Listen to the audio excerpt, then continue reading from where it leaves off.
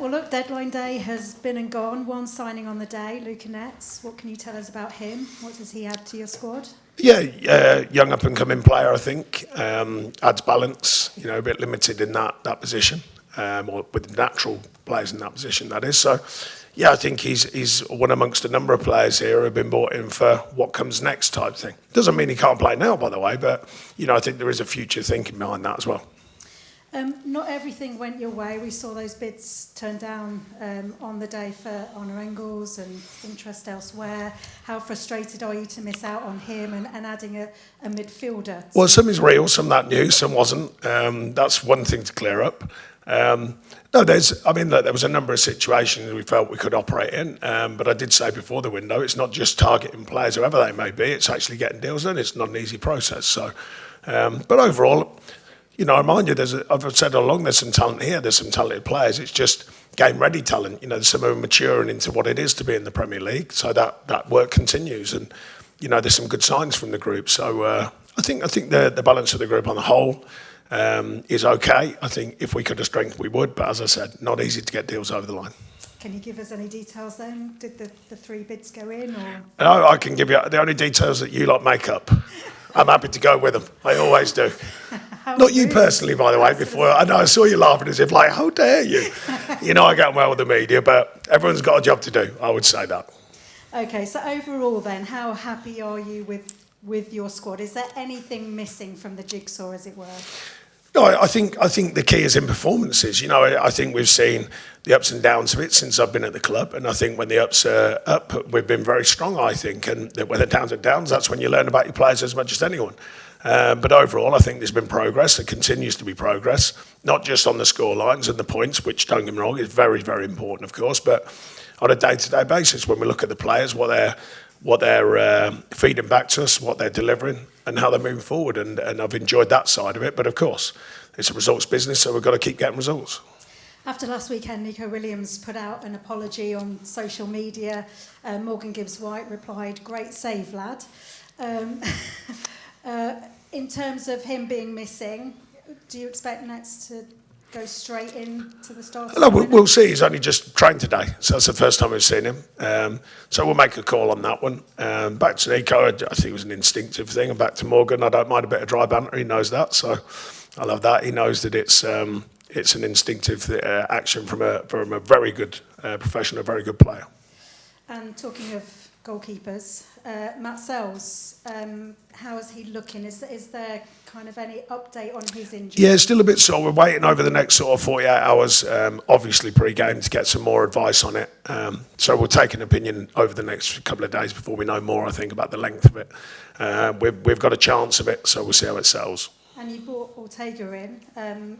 His experience, is that going to be really useful? Yeah, I think it was a keeper that we liked from his history, and as you say, his experience. He did great coming in. I've always said that we've got good keepers at this football club, and John getting injured has allowed the chance for Ortega to come in. So he's enjoying it so far. He's mixed in with the group, and we'll see what decisions we have to make. What's the rest of your team news looking like? Pretty good. Callum's got a knock on his shoulder, funny one. He landed awkwardly on it. We've had it checked, so there's nothing too serious, but it's a painful one. So we'll have to probably make a decision on that. Certainly not today. Over the next sort of 36 hours in preparation for the game. So we'll know more about that. And Matt's and the others are just a longer-term situation that are all settling and going in the right direction. You can't separate yourself and Leeds on paper in terms of the points you've got. Goal difference exactly the same. Just how key could this game be on Friday? Well, I think every game is. We've had that recently, where every game everyone's saying is key, and they're all these big games, and they are. But every game should be that. I've told you endlessly about that. That's how I speak to the players about it. So another important game, always tough going up there. I've been there many times. They've steadied the ship somewhat because early seen a lot of noise about the manager and the noise about the team and can they, can't they, and all that kind of thing. And they've steadied that down. Had a lot of draws. But a lot of good performances, I think. I said when we beat them here, I didn't think anything other than than they're a good side, a good outfit, and we've got to be ready. But we've shown signs, particularly recently, after that little tough spell, when we are ready, and we'll be ready on Friday night. Thanks, Sean. All the best. Thank you. Thanks, Kirsty. Damien, PLP. Hi, Sean. What do you make of the job that the manager has done there? Because, as you say, he was supposedly under a bit of pressure. Yeah, I mean, he knows from his years of doing it. He's had a couple of promotions and then hasn't gone quite as well in them periods. But this one, he's maybe learned. I don't know him that well. I know his record, but I think he stayed calm. I think that's the biggest thing. I always think it's a very tough job this to stay calm in, but it seems to me he stayed calm throughout the noise, made some changes, changed personnel, helpful with the form of Dom, of course, Dom Calvert-Lewin, who I had at Everton, helpful with his form. I'm sure every manager knows it's very helpful to your side when they've got a striker scoring. And they've used that wisely, and I think they've used the feel of it wisely. So, like I say, we know we've got to go up there, and they always make it a game at home anyway, in my experience, Leeds, and you've got to go up there with the right sort of mental framework, not just your ability. And I think we're showing strong signs of that, particularly going down to West Ham and turning around a 1-0 deficit there and winning 2-1, going down to Brentford, who we all know are flying at home, particularly this season. Only the second side, I think, was to beat them down there. So, our mental framework has been very strong, and it's going to have to be strong again when we go to Leeds. Knowing Dominic Calvert-Lewin so well, do you make any special plans for him? No, he's a good player. I mean, look, we all try the hardest with him and him too to correct his body over his time at Everton, before me, with me, and somewhat after me with Moyes as well. It seems like he's done that. It seems like he's staying fitter for longer and getting more minutes on the pitch. But everyone knows he's a good player. I think we all know that. So yeah, that's how I see it. And in terms of hostile places to go to, where does Elland Road rank?